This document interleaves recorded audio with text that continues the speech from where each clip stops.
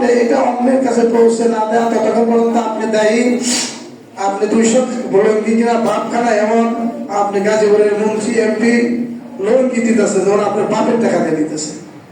না না না, এটা আপনার বাপের টাকা না, এটা আপনার টাকা না।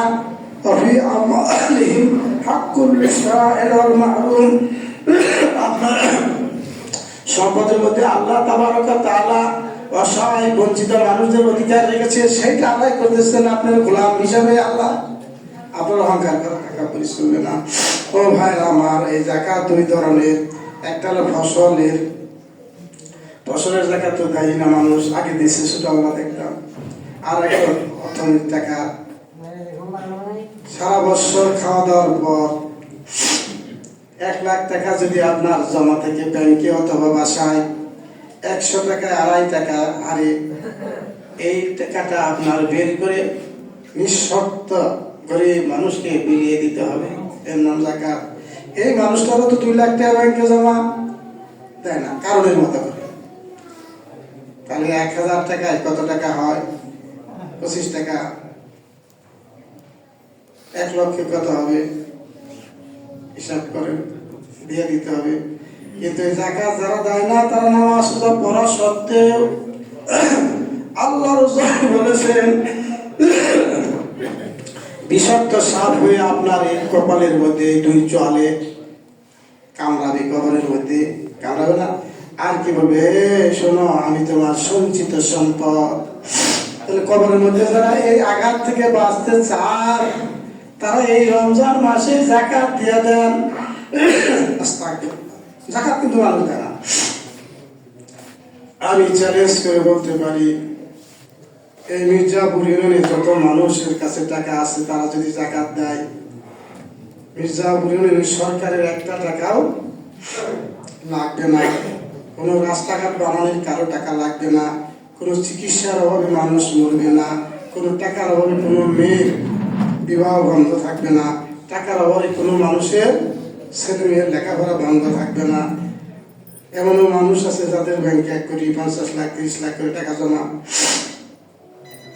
আমরা মির্জাপুর ইউনিয়ন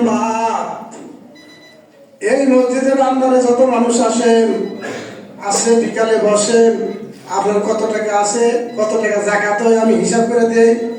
তারপরে মসজিদের মধ্যে জমা করেন। তারপরে মসজিদের এলাকার মানুষগুলো আমরা ভাগ করে দিব যারা খাওয়ার যোগ্য। এই টাকাকে ওই 2.5 কেজি চাইলের জন্য ইউনিয়ন পরিষদের মধ্যে দাঁড়িয়ে থাকতে হবে?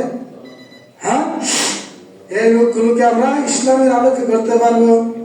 যাকাত মানে হলো ইসলামের চালিকা শক্তি, অর্থনৈতিক ব্যাংক। যে সমাজে যাকাত চালু, সেই সমাজে দরিদ্র মানুষ নাই। যে সমাজে যাকাত চালু, সেই সমাজে মারামারি কাটাকাটি থাকতে পারে না। কিন্তু আপনি তো যাকাত দেন না। হিসাব করেন, ব্যাংকে 1 কোটি টাকা রাখছেন, বছরে কত টাকা হলো? ব্যাংক আপনার লাভে ঠকাইলো কিনা হিসাব করেন। কিন্তু 1 কোটি টাকা রাখলে বছরে কত টাকা যাকাত হয়, এটা কি হিসাব করছেন? তো যারা যাকাতের হিসাব বুঝে না, মানে না, তারা মুসলমানও না। যারা যাকাত দেয় না, তারা মুসলমান না।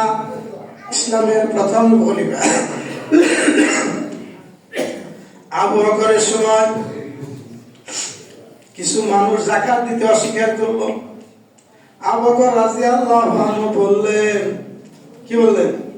আল্লাহ রাসূলের সময় একটা উটের রশি যারা যাকাত হিসাবে দিত, ওই উটের রশি যদি দিতে অস্বীকার করে, আমি তাদের বিরুদ্ধে যুদ্ধ করবো, জিহাদ করবো। করে নাই?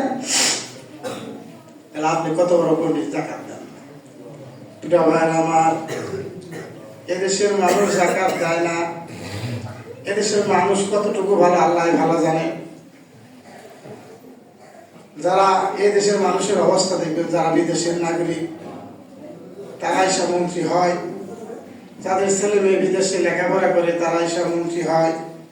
অথচ কি, যারা আওয়ামী লীগ এই দেশে অবস্থান করছে, নির্যাতন সহ্য করেছে, যাদের ছেলে মেয়ে এই দেশে লেখাপড়া করে, যারা অসুখ হলে এই দেশে চিকিৎসা করে, যারা 2 দেশের নাগরিক না, তারা মন্ত্রী হবে, তারা এমপি হবে।